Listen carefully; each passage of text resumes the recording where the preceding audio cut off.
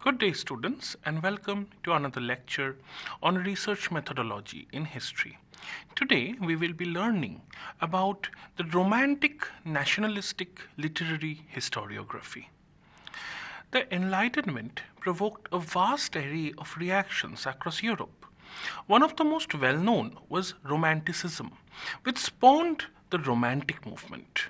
Romantic ideas were influential in Britain, France, Germany, and other areas. One of the major features of Romanticism was an interest in the past, and there was therefore a great upsurge in historical interest. But this historical enterprise was one tinged with nostalgia. The historiographical trends that developed from this have been called romantic and sometimes romantic nationalist histories. And in this discussion, we will be looking into the details of this historiography. Now, what was Romanticism? The essential precondition to learning about Romantic history is to understand what Romanticism was. As a term or even as a movement, it is difficult to define, as unlike the Renaissance or the Enlightenment, Romanticism was not a term embraced by its adherents. Rather, it was a broad descriptive category assigned to a wide array of individuals, groups, and trends in the late 18th and early 19th century. There is also a basic contradiction in the way historians have used the term, with Arthur Lovejoy declaring first that the term romantic was meaningless as a descriptor, as it had been applied to so many different and distinct things. But he also termed the period between 1780 and 1830 as the Romantic period. The most basic feature of the Romantic movement was its broad regional variety. In Germany, this movement supported the consolidation and veneration of the state. In France, it was a radical movement that prioritized liberty and the people. In England, it was a more moderate movement that championed the gradual development of liberties and laws. Thus, this movement ranged from conservatism to radicalism. It had no central doctrine or tenets, no institutional structure, or even a publication in common. The various national forms of this movement went their separate ways. The only uniting feature was an opposition to the trends of the Enlightenment, displayed in literature, culture, politics, philosophy, and history. Now, there have been various attempts to trace the origins and nature of the Romantic movement. Starting from the individualist ideas in 17th century Europe, to growth of religious piety in Germany, to the ideas of Rousseau and Herder, to the literature of Walter Scott, to the development of German idealistic philosophy, all have been cited as contributing to the various strains of Romanticism. Some French thinkers were directly influenced by the French Revolution. Writing in 1971, M.H. Abrams argued that Romanticism tried to reconcile opposites like universalism and individualism. The Romantic movement might even have tried to carry on some of the ideals of the French Revolution after its eventual failure. But others have argued against this theorization and have pointed out that it was an escapist and conservative movement that tried to sidestep political struggles against hierarchy by imagining utopias of equality.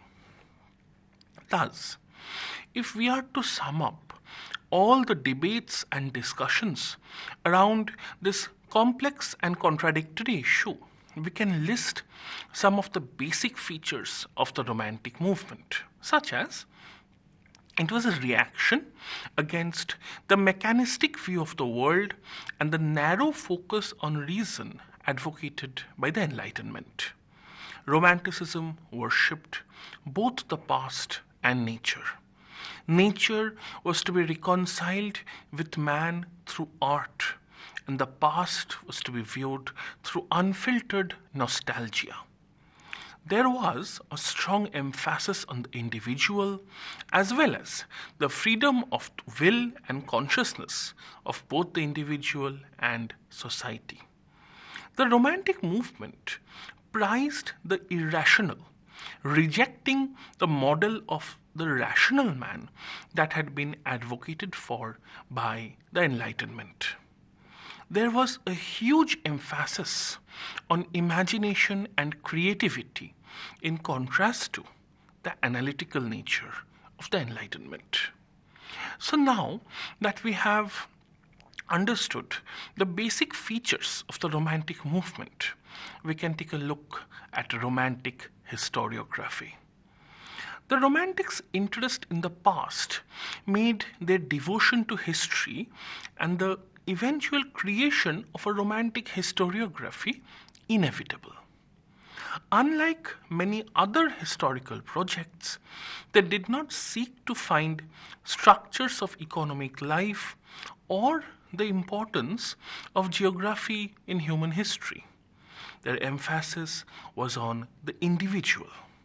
The past to them was a collection of individual biographies. They even considered crowds and mobs to be made out of individuals and not some sort of collective group. The Romantics understood and acknowledged that the present was distanced from the past, and their avowed goal was therefore to bring the past closer, to make it familiar to the readers of history. But this was to be done not through theorization, but rather through imagination. They talked about a new kind of insight which would enable the historian to portray the past and its characters in a more vivid way. The historian would, in a way, be doing the work of the novelist by building bridges between the past and the present and making the reader feel that he was in a dialogue with the characters of the past. Thus, their vision of history was more literary. It was a poetic and picturesque narrative designed to be effective and evocative. The historian was therefore not an erudite scholar, but rather to be regarded as an inspired creator. The past, therefore, was to be understood through personal experience and empathy. Historians like Carlyle and Michelet talked about using love to relate with the people of the past. Michelet commented that being born among common people enabled him to better understand the people of the medieval period. However, this history must also be true. Romantic history hinged on a philosophical process that would move the reader from sympathy through impartial understanding to objective representation in the narrative, where there would be both a process of attachment and a process of detachment. The Romantics were absolutely explicit that history was literature. They moved away from any claim that history was a science and absolutely denied the German stance that history should not be seen as a form of literature.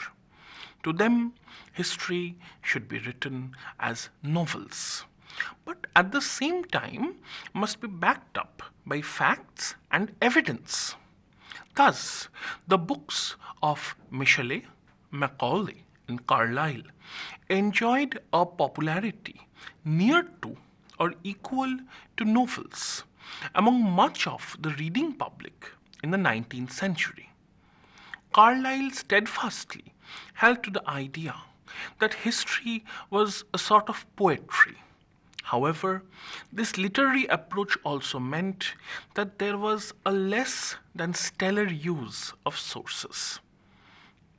Apart from Michelet, most of the other Romantic historians used archives very sparingly, and when they did, it was more for the purpose of evoking the past more clearly rather than a diligence towards factual accuracy.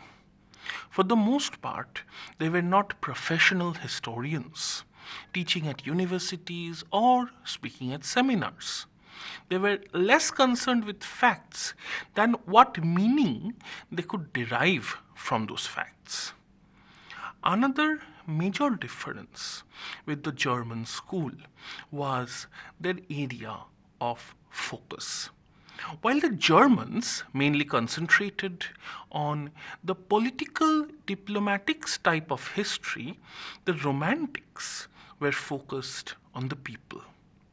This emphasis was particularly evident in historians like Michelet, and this would go on to influence history writing in the 20th century. Lucia Fever and Marc Bloch, the founders of the Annales school, took their cues from Michelet, as did the historians of the History from Below school and other trends.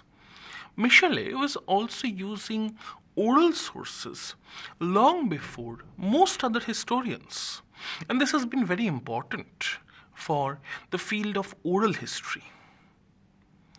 We must also look into the link between Romantic history and nationalism. National culture, tradition, and history were extremely important to the Romantic historians. Due to their individualistic outlook, national history was the history of great people in the history of the nation. So historians like Carlyle thought national history to be the history of heroes. Other historians focused on race. Their interpretation of history was of the interaction and conflict between different races. Thus, the Norman conquest of England was the subjugation of the Saxon people by the Norman people. Another dimension of this can be seen in the field of language. Past languages were an area of interest for Romantic historians, as these languages were seen as purer and therefore part of the lost national past that they were trying to resurrect. Many scholars have argued that the rise in popularity of the Romantic historians is directly related to the rise of the national bourgeois classes in the nations of Europe. These classes claimed to be representative of the people and believed in individualism, freedom, and progress. While the past was definitely valorized, the purpose of this was to champion order and progress in the present, which was seen as the most superior era in history of the nation. And the nation itself was to be regarded as the most superior among all nations. The past that was being retrieved and presented was therefore put into the service of 19th century nationalism as a way to legitimize and glorify the present. Hence, the Romantic language and creativity of this group of historians concealed a much more prosaic program.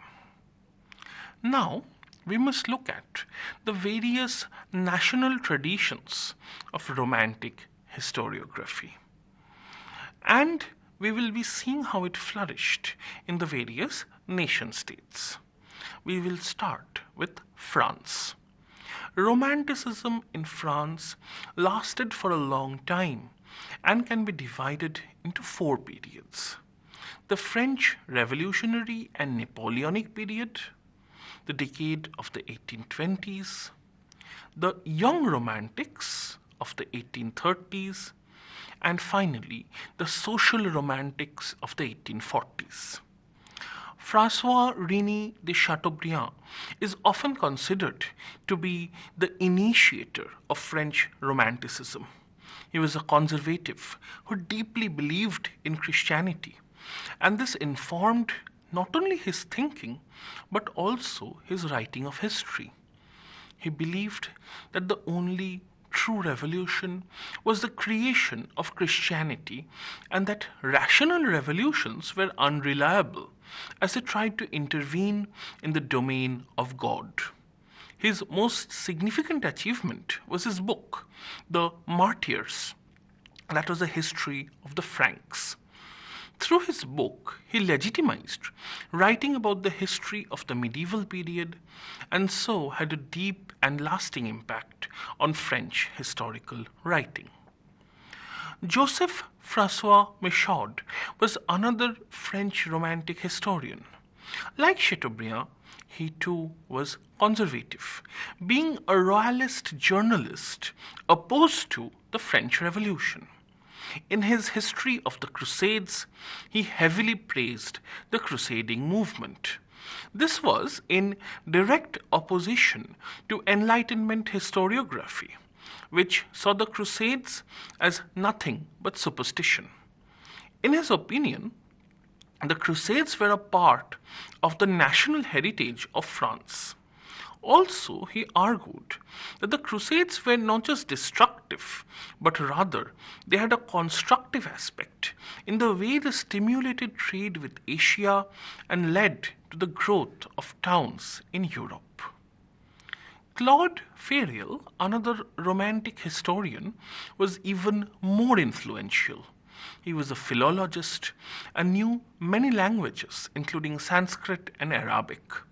His four-volume work, entitled History of Southern Gaul under the Franks, was based on his research into original primary sources. Guillaume Barante followed in this tradition. His History of the Dukes of Burgundy was quintessential Romantic history, written in narrative style with all the entertainment quality of a novel.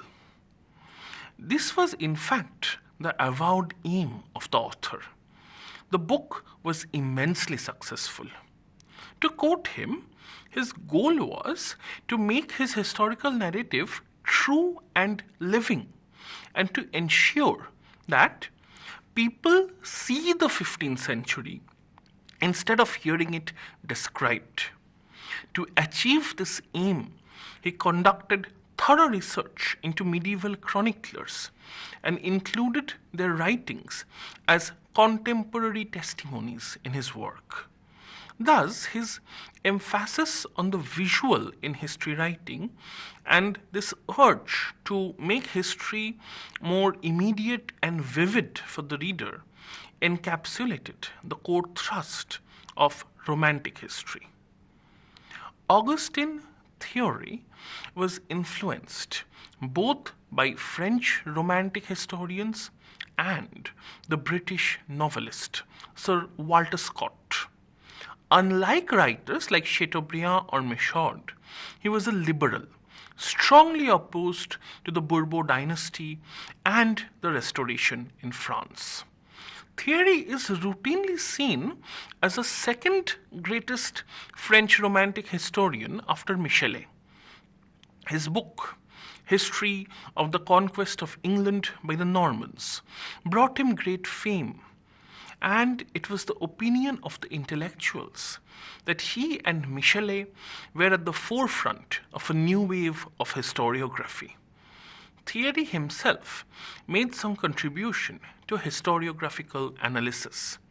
He opined that there were four types of history writing: the medieval chronicles, which were useful as sources; the Renaissance historiography, which he thought to be error-prone and prejudiced; Enlightenment historiography, which he regarded as abstract and partisan; and finally, his own style, which he felt achieved something important in creating a concrete narrative and focusing the lens of history on the masses rather than on the elite. Theory declared that the most important quality was the love of liberty, and that this had long been a central element in the history of France, long before the modern period. He traced back the ideas of liberty, justice, and law to the medieval urban communes of France that declared their rights and autonomy against feudal and ecclesiastical control. He also declared that a persistent weakness of history writing had been championing the few elite leaders at the expense of the masses of ordinary people, and thus it was these people that he focused on. He felt that it was possible to reach out to those people and understand their condition.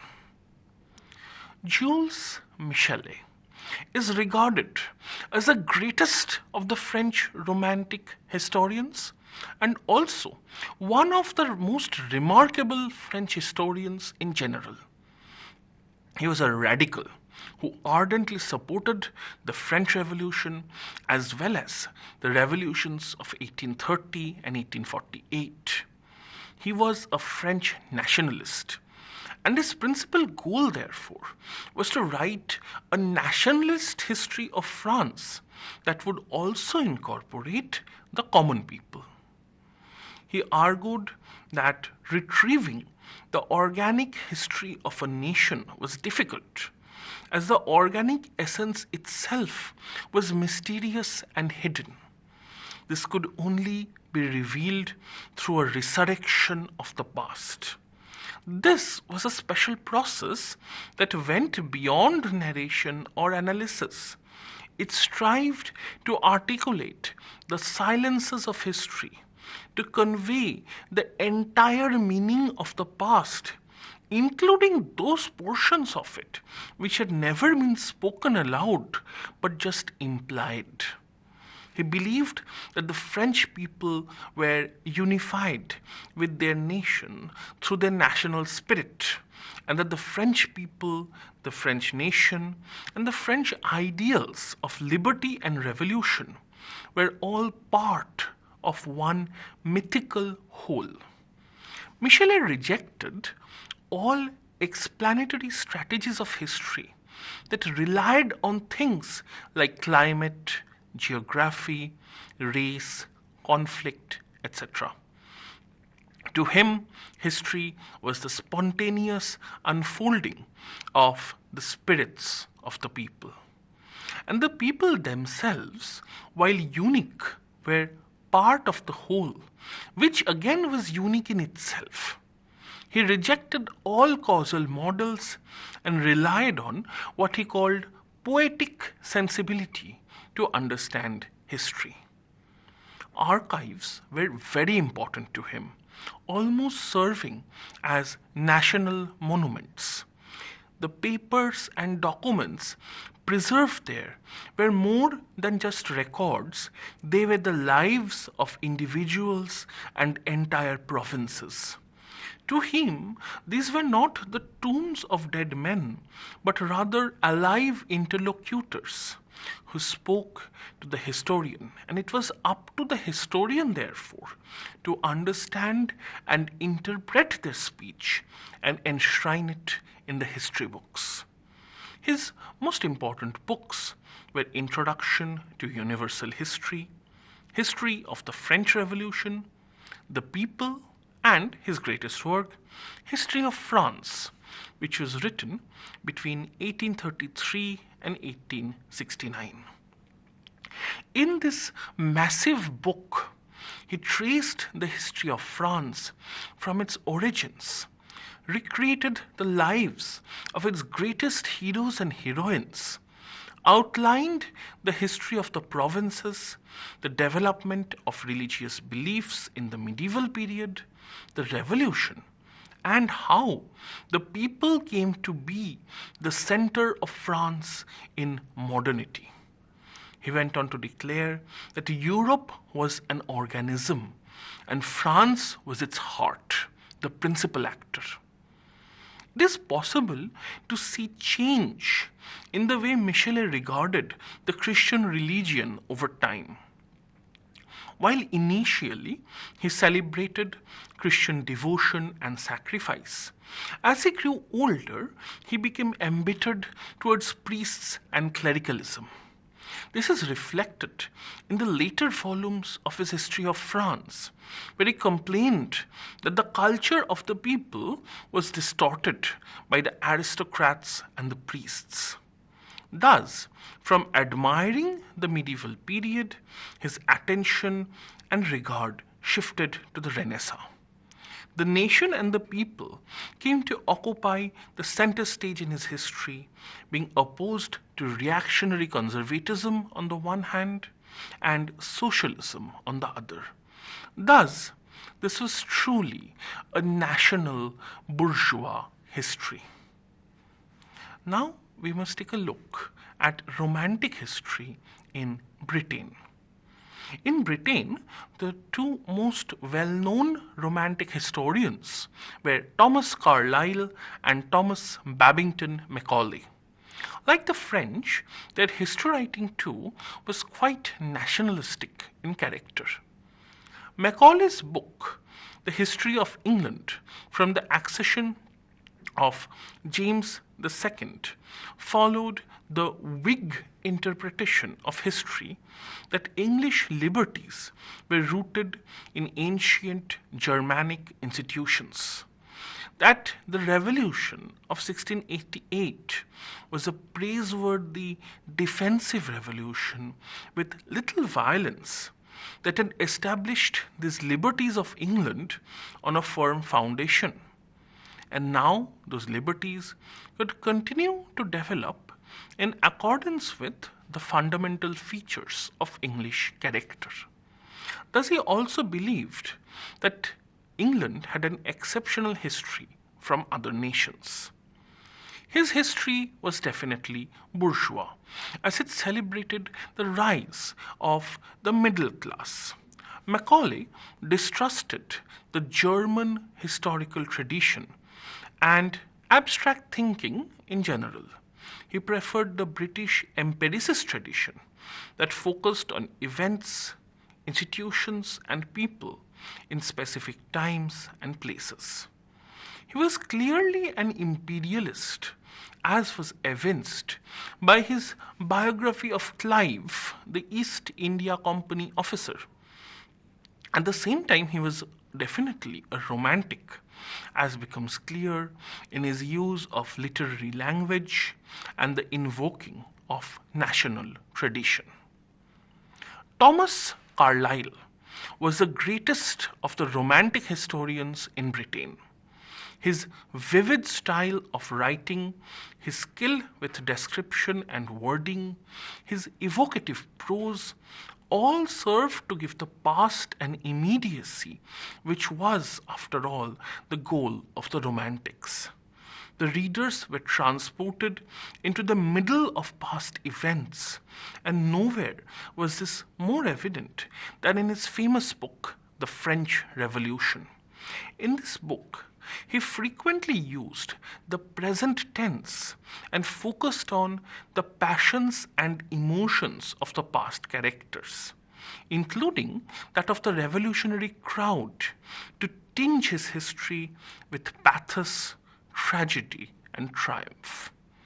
He saw the revolution as an epochal event inaugurating a new age of men.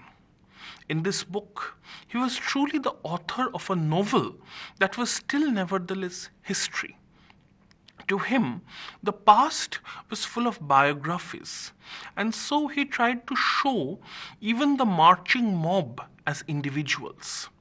Rather than going into meticulous research, he chose to give a bold, evocative, impressionistic account of events that appealed to the imaginations of his readers. He was different from Macaulay in the sense that empiricism and progressivism had little place in his work. His history was bolder, and through imagination and poetry, it could touch the heart of the reader. In Carlyle, we see a change in the way he wrote history. In his earlier works, he rejected the history that only focused on great men and leaders, and he tried to bring out the inner lives of ordinary people.